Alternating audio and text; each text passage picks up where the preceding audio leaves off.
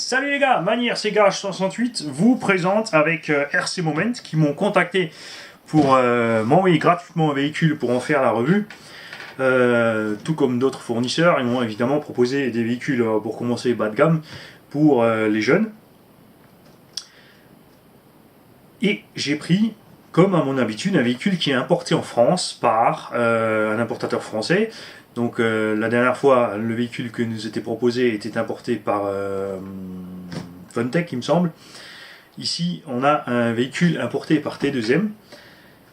C'est la même base de châssis, ce petit Dun Thunder de chez iBoxing, qui est quand même en 4 roues motrices, en 2,4 GHz, qui a une direction proportionnelle. Il est RTR, les batteries sont livrées avec, le chargeur est livré avec, vous avez le choix entre du jaune et du vert. J'aime bien la carrosserie, ça change un petit peu, c'est original. Ils se sont donné du mal aussi sur le design des jantes. Les pneumatiques ressemblent fortement à une certaine marque de BF Goodrich. Il n'y a pas de mousse à l'intérieur, les pneus sont assez durs, avec des crampons assez durs, mais ça permet une bonne durée de vie, une accroche suffisante pour ce type d'engin sur le goudron ou l'herbe, enfin là où ça va rouler en principal. Nous irons bien sûr essayer ce petit engin sur la petite aire de jeu préférée du RC Garage 68 pour essayer ces petits trucs. Et là aussi, est-ce que c'est le hasard? J'ai reçu un petit 68 sur le sticker Compétition Speed. Puisqu'on avait ici reçu le 68. Alors s'ils font exprès, je sais pas. Mais c'est vraiment un chouette hasard. Ce châssis est donc le même que le Funtech MT4, que les Ishima Rave et compagnie, que T2M Pirate Invader et tout ça, tout ça. Il y a juste deux variantes de châssis, hein, avec les batteries posées à l'extérieur, ce sont des lithium-ion. Donc il y en a une clipse à gauche, une à droite. Et il y a une version châssis, principalement chez Ishima, qui a les deux batteries à l'intérieur du véhicule. Ishima livre tous sa gamme avec les amortisseurs hydrauliques. Chez Funtech, vous recevez les amortisseurs plastiques, et chez T2M et ici, vous avez des amortisseurs hydrauliques aussi, mais plastiques. Oui, parce que le Funtech, ce sont des simples ressorts. Le bouton on-off est situé ici à l'embase, ce qui n'est pas forcément bien, puisqu'il prend tout ce qui est balancé par les roues, et qu'il est vraiment tout rikiki ce petit bouton. Et hop, on vous le met en route. On a un petit kit d'éclairage LED, bien sûr que des LED avant. Bon, c'est sympa. Relié forcément au variateur par une petite prise. Donc attention quand vous avez la carrosserie. Le souci de cette prise, c'est qu'elle tient relativement bien. Donc ne l'enfoncez pas trop, comme ça si vous oubliez quand vous arrachez la carreau, ça n'arrachera pas la prise. Petit cerveau simple avec pignon plastique largement suffisant pour l'engin, entièrement sur roulement à billes, cardan homocinétique à l'avant et dog bones à l'arrière, tout ça en plastique. Ce qui n'est pas plus mal, puisque l'axe du cardan est dans une noix en plastique. On a donc l'effort qui sera suffisamment réparti, et le cardan plastique pourra éventuellement, si besoin, faire preuve d'un peu de torsion si le gamin force. Donc ça, c'est pas le genre d'engin à mettre contre un mur et à forcer, pas non plus à foncer tout droit dans un trottoir. Et c'est livré d'ailleurs avec un petit tournevis cruciforme. Et voici, vous avez 4 clips de carrosserie et 4 de réserve. Et je viens de voir un truc marrant, c'est que les vis des fusées ne sont pas dedans. Alors ça, c'est assez funky. Alors ne les serrez pas trop. Si vous bloquez les rotules, vous n'aurez plus d'effet de suspension.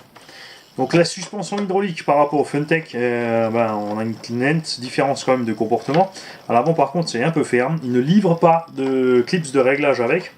Ça c'est dommage, donc il faudra aller puiser dans votre réserve si vous en avez, ou sinon vous en organisez. Au pire, on peut mettre un simple petit rilsan autour à l'embase du ressort pour servir de bague de calage. Les batteries sont donc à droite, à gauche, ici. Vous avez un sens. Si vous inversez, il ne se passe rien. Pas de panique. C'est prévu. En fait, c'est qu'ils sont malins, les Chinois. Si vous mettez la batterie à l'envers, en fait, le contact ici au niveau de la cosse avant ne se fera pas. Aucun risque donc de court-circuit ou n'importe quoi d'autre. Ce sont des lithium-ion 1500 mAh. Très facile aussi donc ici d'augmenter le temps de jeu. Ces batteries existent sous la marque Ultrafire en 4200 mAh. On peut donc tripler l'autonomie de ce véhicule. Parce que là, on va rouler 8 à 10 minutes, c'est fini. Le chargeur Contrairement à l'Audi, puisque cet engin a quand même la taille d'un l'Audi Micro-T, le Mini 8 par exemple, hop, même en Trax, un peu plus gros, plus de garde au sol, ou la taille Erevo et Summit VXL, cet engin est livré avec un chargeur automatique. Salut l'Audi! Là, aucun risque, le gamin il met ses batteries dedans. Déjà, si elles sont à l'envers, il ne se passe rien. S'il met les batteries dedans, c'est rouge quand c'est pas plein, c'est vert quand c'est plein, et ça s'arrête de charger. Fin de l'histoire. Livré évidemment avec la prise française, sans adaptateur, et ça on aime bien parce que les adaptateurs c'est souvent des sources de problèmes. Je vous dis donc à bientôt pour l'essai de ce petit machin. Ça m'a l'air pas mal du tout, honnêtement. La direction. Comme c'est le même cerveau que dans le Funtech, mais que les roues sont plus légères et plus petites, bah, ça fonctionne à merveille. Niveau de l'accélération, ça marche bien aussi. Voilà, tout est dit, ou presque. Merci encore une fois à RC Moment pour nous avoir enlevé cette machine. Vous pouvez tous les remercier, les gars. Je vous mettrai évidemment le lien en dessous dans la vidéo pour pouvoir cliquer dessus. Et si vous êtes intéressé par la bestiole, d'aller en choper une ou pas. Ça, c'est à vous de voir. C'est pas le premier véhicule de cette construction qu'on a. Pour l'instant, on n'a jamais eu de soucis avec ça. Les différentiels aussi, d'ailleurs, sortis de la boîte, sont absolument soyeux et bien réglés.